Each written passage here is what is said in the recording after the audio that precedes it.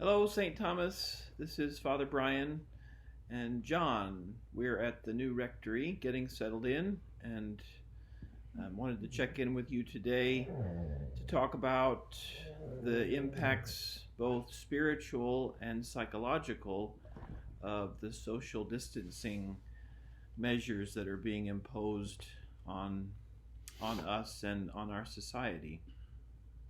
Um, John, of course, is assistant professor of psychology at Olivet College, and I thought he would have an interesting and insightful perspective on what this time period, this experience of social distancing might have on us during the global pandemic.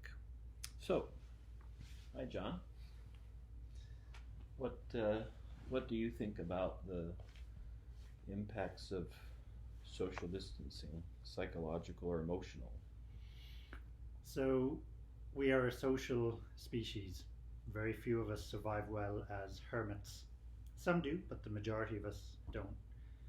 We are hardwired to be in interaction with other people. Uh, Research has been backing this up for a very long time. From the moment we are born, we need to be connected to other people. Infants who experience a lack of input from other people have brains that don't develop as well as they should. Um, so all the way throughout our lifespan, we need to be in interaction with other people. Otherwise, it is physiologically, psychologically very harmful for us.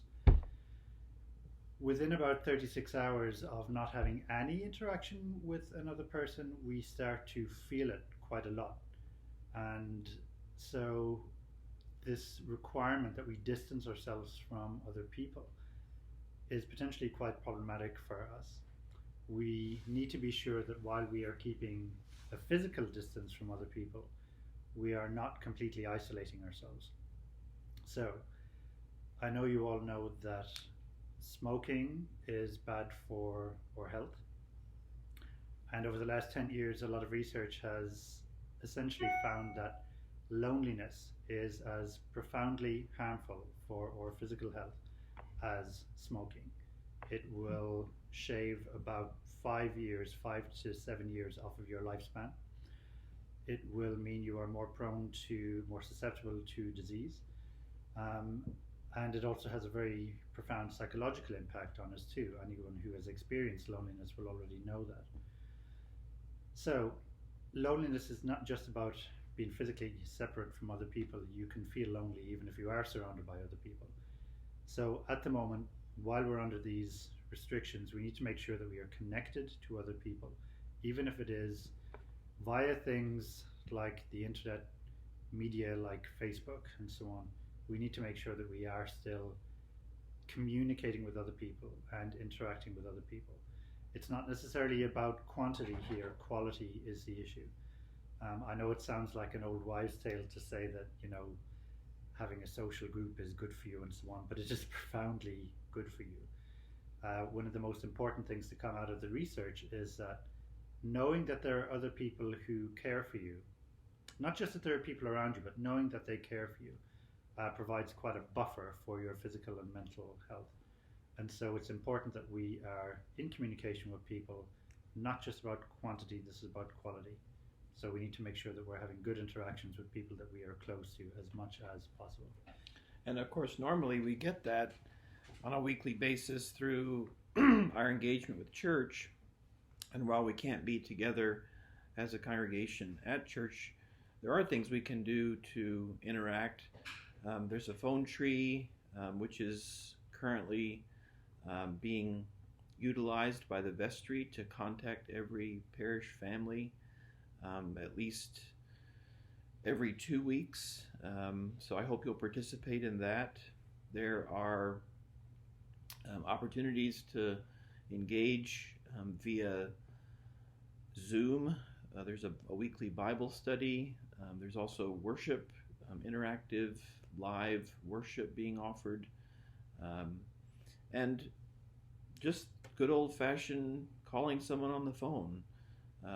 The the contact lists in Realm would help you find people to call, and if you can't figure that out, call me, and I'd be happy to talk to you and help you out with other people's contact details. I wanted to speak very briefly about the spiritual aspects, as I understand them, of this social distancing. And the first thing to say is that there's no need for us to be afraid of each other.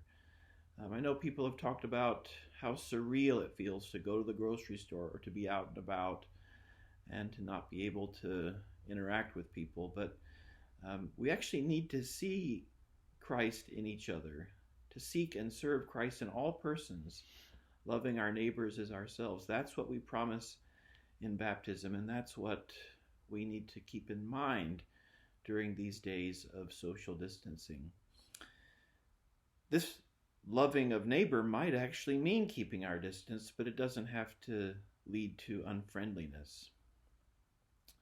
Secondly, we're given stewardship of our bodies by God, and this may be a time for us to pay close attention to that responsibility, both for our emotional and psychological well-being and also for our physical health and well-being. So getting a good night's sleep, not watching the news 24 hours a day, being sure that we're eating healthily, that we have good nutrition, taking a supplement maybe to boost our immunity, eating lots of fruits and vegetables, getting some exercise. I hear people talking a lot about going for walks and taking the dogs out and things like that. That's a wonderful way to exercise stewardship over your body. And of course, to be in prayer, to practice mindfulness, meditation, to foster that relationship with God in our prayer life. And there are lots of ways to do that. And I would be happy to give you resources if you were looking for help with that.